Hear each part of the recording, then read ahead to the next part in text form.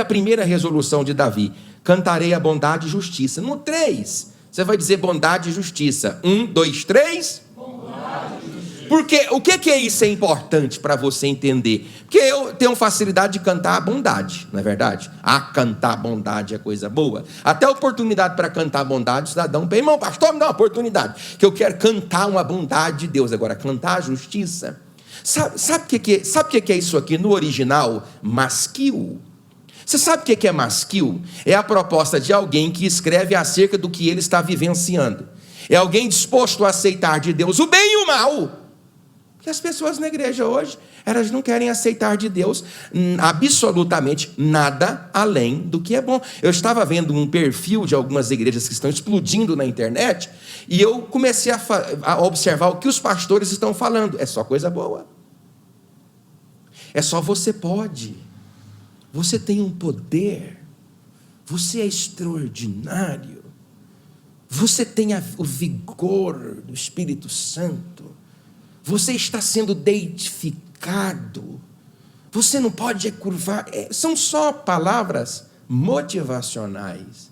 As pessoas não conseguem, querido, administrar a possibilidade de um Deus que corrige, de um Deus que põe no prumo, de um Deus que traz uma palavra para redarguir, para admoestar, para botar o indivíduo na parede. Na verdade, quem põe Deus na parede é a igreja. Mas ela não pode ser colocada na parede porque ela não aceita. Davi não, essa primeira cláusula é essa: Deus, eu vou entrar lá e eu vou entrar cantando a sua bondade e a sua justiça. Ou seja, para mim, a bondade que vem para a minha vida, eu vou louvar e vou cantar. Mas se vir a justiça, ou seja, a admoestação, a correção, na verdade a palavra justiça aqui é um cetro de equidade. Significa o quê? Não é no sentido reprovatório, mas no sentido de andar na linha. É ele dizendo: eu vou cantar sobre a tua palavra, eu vou glorificar na tua palavra, eu vou viver na tua palavra. Irmãos, eu vou dizer para você uma coisa, olha aqui para o pastor: nós precisamos aprender a voltar a viver as verdades da palavra de Deus. Você pode dizer glória a Deus? Davi louva a Deus pelo que ele é, mas também louva a Deus pelo que ele faz.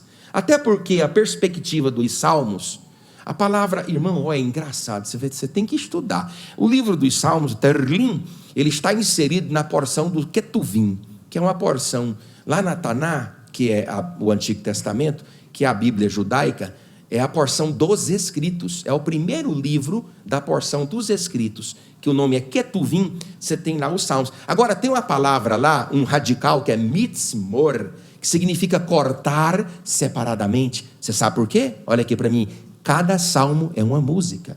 Vamos repetir isso? Cada salmo é uma música. 1, 2, 3. Sabe quem é que desenvolveu essa metodologia musical, essa atmosfera de adoração? Davi. Porque Deus impediu Davi, olha aqui para mim, de construir o templo, mas Deus não impediu Davi de restaurar o culto. Eita. Aí você vai ler lá quando tem um tempo. Vai ler lá no livro de Reis, tá bom? Segunda cláusula que ele está colocando aqui, ó, pessoal: buscarei ao Senhor solenemente. Aí o verso 2 diz: atentarei sabiamente ao caminho da perfeição. Ó, quando virás ter comigo, portas adentro em minha casa, terei coração sincero. Esse é um texto complexo, porque você tem aqui, ó, ele propõe ser um excelente hospedeiro. Ele está dizendo assim: Deus, tu podes entrar, tu podes vir morar. E é interessante que você tem aí, ó, algumas coisas interessantes nessa palavra. Ele propõe uma mudança radical para que Deus venha sobre a sua vida. Ele não pede para que Deus venha para que as mudanças ocorram, não. Ele fala: Deus, eu me comprometo a estabelecer alguns padrões na minha vida. Qual é o primeiro? Atenção. Atentamente. Ele fala aí, olha o versículo, olha, irmão, está na Bíblia: atentarei. Agora olha para cá, tua Bíblia está mofada na tua casa? Cheia de poeira na tua casa? Tu não olha para ela? Atentarei. Ele está dizendo: eu vou escutar. Olha, irmãos, é o texto mais importante da Torá. Chamar Israel, Adonai Elohenu, Adonai Echad. É um texto mais importante. É esse e a outra oração. Yevarei Echad, Adonai Verishmerei, Haparei, Adonai. É os dois mais importantes da lei, esses dois. Shama Israel, Adonai Elohenu, Adonai Echad. Ouça Israel. Olha o que ele está dizendo. Eu vou escutar. Eu vou escutar direitinho. Eu vou tentar entender direitinho, porque o conhecimento é libertador. Jesus disse o quê? Jesus disse o quê? Ele disse que conhecereis o quê? E a verdade vos... Se, pois, o Filho vos libertar, verdadeiramente sereis livres. Ele está falando assim, eu vou tentar, hein? O senhor pode ficar sossegado. Segunda coisa que ele usa, a palavra sabiamente. Porque nem todo indivíduo que é inteligente tem sabedoria, porque a sabedoria é um patamar acima da inteligência. Na verdade, hoje, irmãos, quase todo mundo é inteligente. Quase todo mundo hoje é inteligente. Na verdade, nós estamos infoxicados de uma estupidificância que carrega o nome de inteligência. As pessoas perderam o rumo da coisa. Ele disse assim, atentarei sabiamente. Porque até para você ler a palavra, você tem que ter sabedoria. Aí Tiago disse isso. Quem não tem, peça a que dá liberalmente. Você não consegue entender a Bíblia se você não tem sabedoria. E você só recebe sabedoria de quem? De Deus. A Bíblia diz que o temor ao Senhor é o princípio da sabedoria.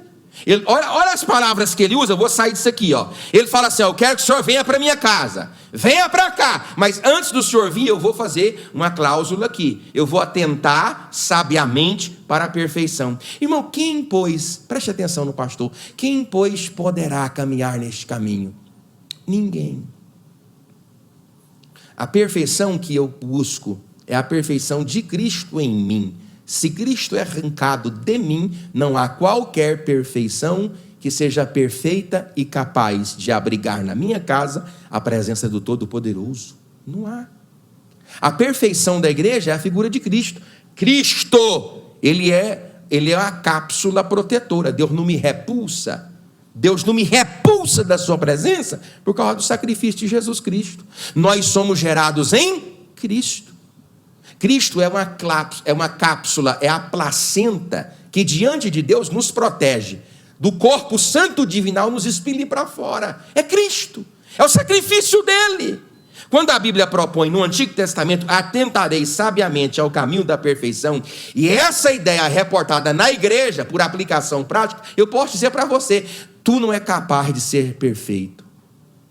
Mas em Cristo as nossas imperfeições se tornam perfeitas, porque o sacrifício dele, não o nosso, é sacrifício perfeito, e na pessoa dele todos somos filhos de Deus. Você pode dizer glória a Deus? Aí ele fala assim, quando, indicativo de tempo, quando virás ter comigo? Uma pergunta, repita comigo, irmãos, Deus se permite ser questionado. Não há nenhum problema você questionar. Questões que não são entendíveis, a gente não entende o que está passando, nem por que está passando, nem até quando passaremos. Mas se existe alguém que pode ser capaz de me suportar nessa minha deficiência, é Deus. Deus suporta. Deus sabe quando, Deus sabe tudo. Dá esse indicativo aqui é de tempo. Por quê, irmãos? Porque eu venho estudando o livro dos Salmos já tem mais uns 20 anos. Então, a estrutura gramatical, que é total e completamente... A nossa poesia, ela se categoriza em rima, métrica e cadência. A poesia hebraica em símiles, aliterações, metáforas e paralelismos. Você tem paralelismos antitéticos, paralelismos sintéticos, paralelismos didático-pedagógicos, paralelismos antitéticos. Você tem que entender essa estrutura. Então, dentro desse questionamento, você, ao observar a estrutura gramatical, você percebe essas nuances. Davi está dizendo, eu preciso que o Senhor venha. Sabe qual que é a ideia hebraica, o conceito disso aqui? É ele dizendo assim, eu não conseguirei desenvolver um governo coerente se a tua coerência não administrar comigo. Aí, para a tua coerência administrar na minha incoerência, eu te peço, venha logo, Senhor. É o que está dizendo no hebraico. Aí ele fala para completar, na segunda cláusula, repita comigo, irmãos, portas adentro. Sabe o que é isso aqui? Irmã Eliane, ele está dizendo assim, eu vou ser fiel dentro da minha casa. É difícil. Porque na tua casa, a tua esposa te conhece, o teu marido te conhece. Porque é muito fácil eu nutrir uma espiritualidade coletiva, público-coletiva. Fica muito fácil para mim me deixar passar por um homem de Deus pública e notoriamente. O problema é no privado. Davi faz garantias de que dentro da sua casa ele seria honesto.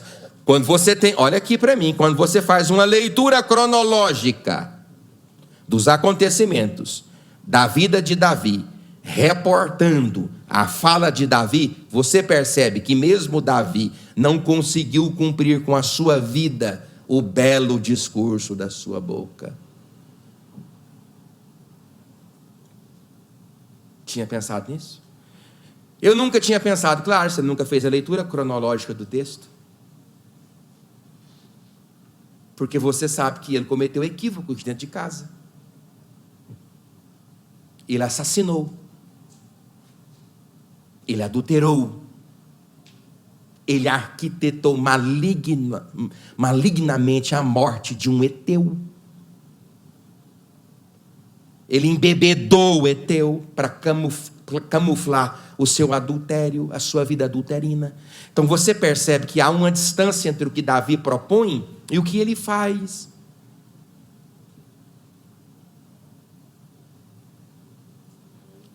E isso está aqui, deixa eu dizer para você, preste atenção, como uma forma de dizer para você que se você caiu, agora eu vou ajudar, se você sofreu um baque, se você sofreu uma ruína moral ou espiritual, o meu e o teu Deus tem poder para te reerguer e te dar vitória para a glória do nome dele.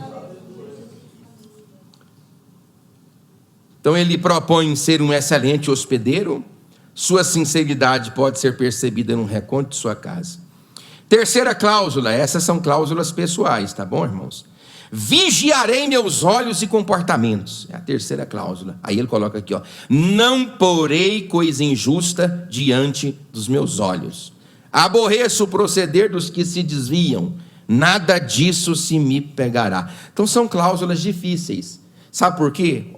Preste atenção. Os olhos são a janela da alma. Se você protege os seus olhos, e o que o coração não vê, o que os olhos não vê, o coração não sente. Tudo acerca da sua queda moral, existencial, religiosa, está pautado relativamente àquilo que você enxerga.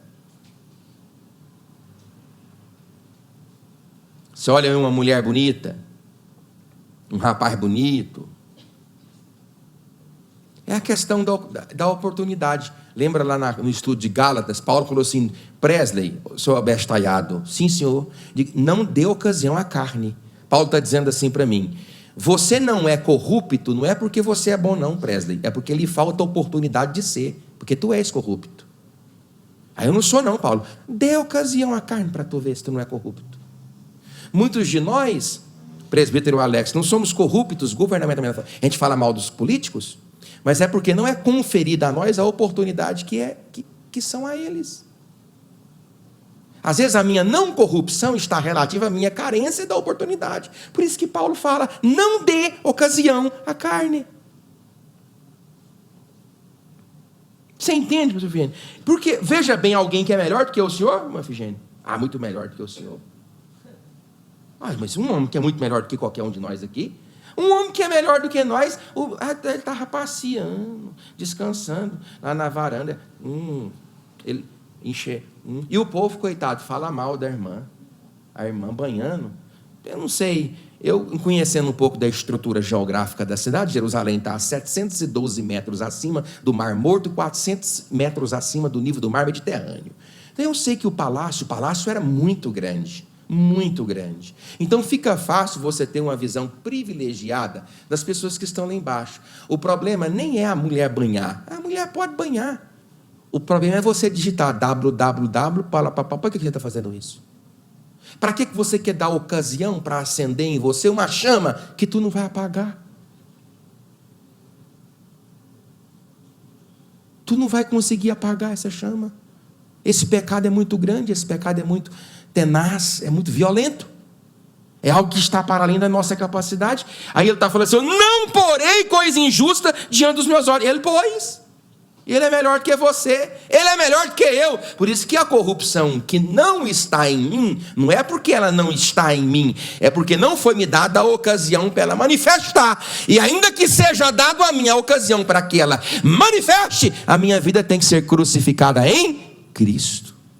Caso contrário, bater no peito e dizer eu sou bom, nunca funcionou. Você está ouvindo, irmão? Diga glória a Deus. Então os olhos são a janela da alma. Se você guarda seus olhos, seu coração não sente. Os olhos são a primeira porta para o pecado. A segunda coisa que ele fala aqui, aborreço o proceder dos que se desviam. E fica muito fácil você julgar quem cai estando de pé. O problema é Deus permitir que você passe aquilo que anteriormente você julgava não conseguir passar. Aí ele está falando, eu aborreço o proceder dos que se desviam. Ele só consegue falar isso agora porque ele está de pé. E quando ele cai, quem é que afronta ele? Natã. E conta a historinha, porque é um rei, ele não ia falar, seu safado. Não, ele conta uma história da ovelhinha. Aí ele, quem o homem se zanga? Pastor Efigênio, repita comigo, o pecado cega. O homem se zanga com o Natã.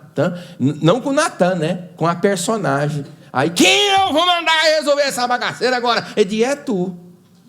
Não foi? Não está lá na Bíblia? É tu, seu saliente, seu assassino. É o que ele disse lá. Claro que ele disse com cortesia. Natã era da cúpula real. Então, mas fica muito fácil. Aborreço o proceder mas é uma proposta. E ele está certo. Você tem que fazer a resolução. Eu não vou falar mal do meu irmão, eu não vou olhar coisa. Não significa necessariamente que você vai conseguir cumprir todas as causas. Mas quando você cair, a mão dele está dentro desta casa para te levantar e o seu nome ser glorificado através da sua vida. Repita comigo, nada disto se me pegará. Agora, a quarta resolução pessoal. Desejarei o bem. Aqui já é bom. Já é facinho do ser, eu desejo o bem. Eu não consigo o bem, mas eu desejo o bem. Longe de mim o coração perverso. Não quero conhecer o mal. Irmãos, você sabe por que Davi é bom? Muito bom. Porque ele é bom, todo tanto de bom. Porque Davi é uma das poucas personagens do Antigo Testamento que conseguem reportar, antes de Cristo, a dispensação da graça. Só Davi consegue fazer isso no Antigo Testamento. Porque ele consegue fazer a leitura de que antes de observar atitudes, Deus enxerga intenções. É só ele no Antigo Testamento que tem essa habilidade. Ele sabe que o negócio é aqui dentro, porque a lei não julga a intenção. Quem julga a intenção é a graça. Tem gente que fica assim, o fardo da graça não é fardo.